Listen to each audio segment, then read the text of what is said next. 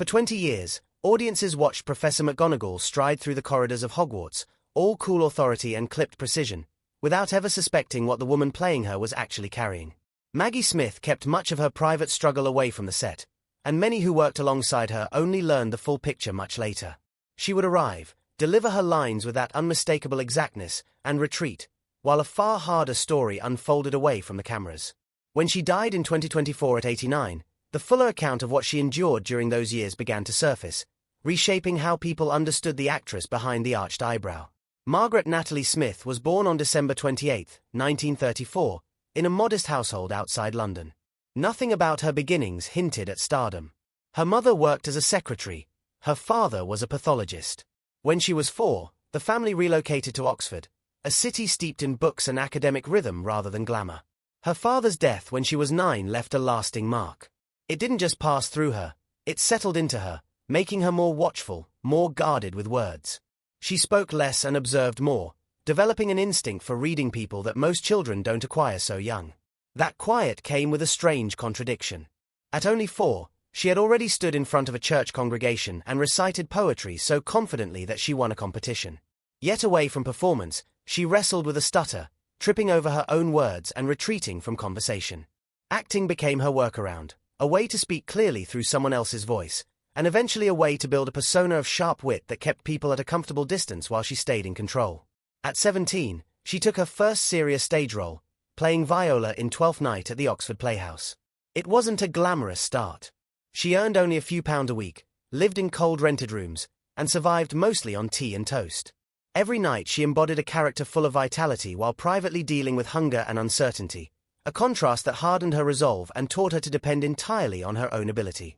In 1956 she crossed the Atlantic for Broadway's New Faces of 1956. Rather than softening herself for American audiences, she leaned further into her own hardness and edge. Critics were unsure what to make of her. Some called her performance vulgar, others sensed something more layered and vulnerable underneath the comedy. That tension between abrasiveness and honesty would become a hallmark of her acting for decades. Twice she applied to the Royal Academy of Dramatic Art, and twice she was rejected. Rather than derailing her, the rejections pushed her toward the Oxford Playhouse School and a career built on lived performance rather than institutional approval. She later spoke dismissively of Rodder, calling it rigid, a sign that the early setback had, if anything, freed her from feeling bound to convention. Her career caught fire in 1962. At 27, she took on 2 contrasting roles in a single evening in the West End production pairing the private ear and the public eye. One moment a jealous, watchful wife, the next a fragile blind pianist. Critics were startled by how completely she transformed between the two, calling her performance electric. Around this time, rumors of a romantic connection with Peter O'Toole added to the buzz surrounding her, and even Laurence Olivier took notice, an endorsement that opened doors quickly. That attention led to one of the more intense chapters of her early career, playing Desdemona opposite Olivier's Othello. Their dynamic on stage was famously charged, marked by moments that blurred the line between performance and confrontation, yet it produced a Desdemona who felt genuinely frightened and alive rather than simply tragic. While her career ascended, her marriage to actor Robert Stevens grew strained. What began with shared work and a young family gradually deteriorated under the weight of his drinking and volatile temper. She held things together as long as she could, but by 1975 the marriage had ended, leaving pain but also a measure of relief and clarity as she focused on raising her children. She continued pushing herself artistically through the difficulty. Her 1970 performance in Hedda Gabler demanded so much physically and emotionally that she reportedly collapsed backstage more than once from sheer exhaustion. Yet audiences found the performance unforgettable, as if they were watching someone genuinely unravel. She followed it with Private Lives, bringing a sharpness to her comic timing that seemed to draw directly on the unresolved pain of her personal life. Her film debut, Nowhere to Go, was a commercial failure that she later described with some embarrassment. Even so, it was enough to get her noticed.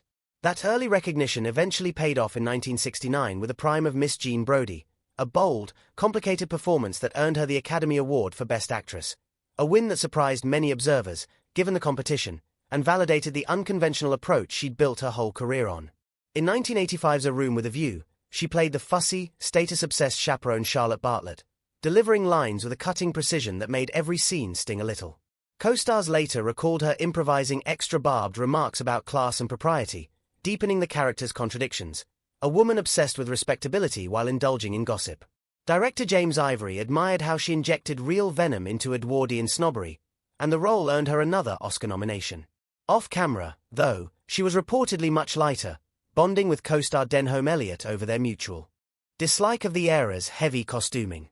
Tea with Mussolini in 1999 brought a different kind of tension, this time real friction with director Franco Zeffirelli, whom she reportedly clashed with over concerns that her role was being diminished in favor of younger cast members.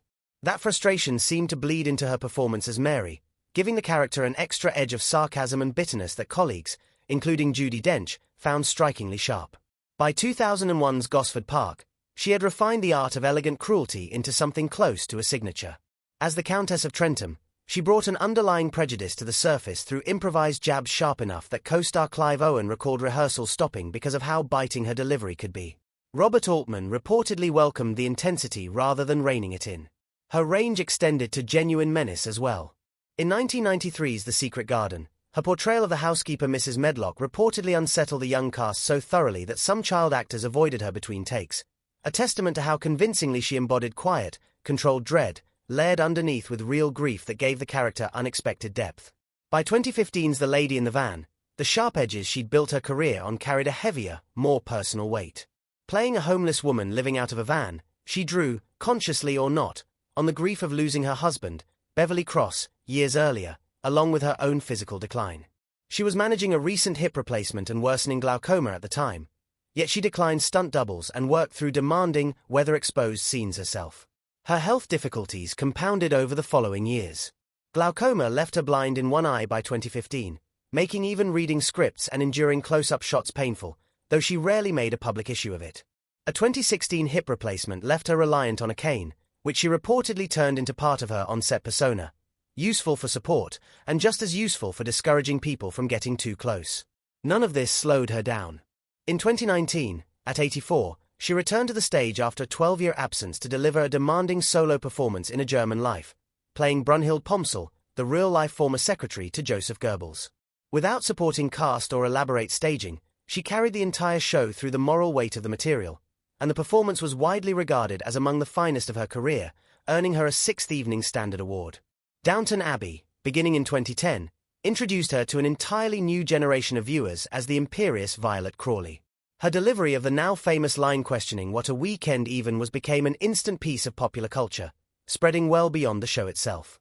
Writers reportedly began shaping scenes specifically around her timing and wit, and by the time the series ended, tributes describe her not merely as part of its success but as its defining presence.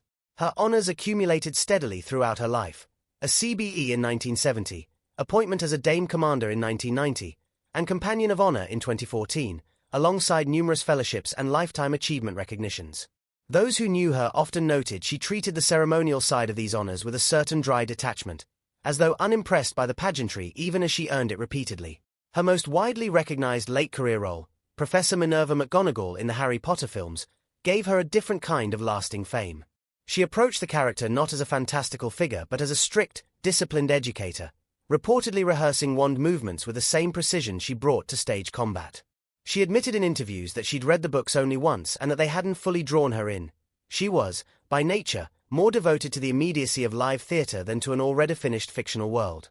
What audiences didn't see was that during the filming of Half-Blood Prince and continuing through the 2-part Deathly Hallows, she was quietly undergoing treatment for breast cancer. Chemotherapy left her exhausted and without hair beneath the character's wig, and she has said the experience left her profoundly depleted, at times uncertain whether she could continue. She pushed through anyway, and the production carried on with McGonagall's authority intact on screen while the toll was absorbed almost entirely off it. In later interviews, she spoke candidly that the franchise, while something she was grateful for, wasn't the most creatively demanding work of her career, citing long waits, heavy costuming,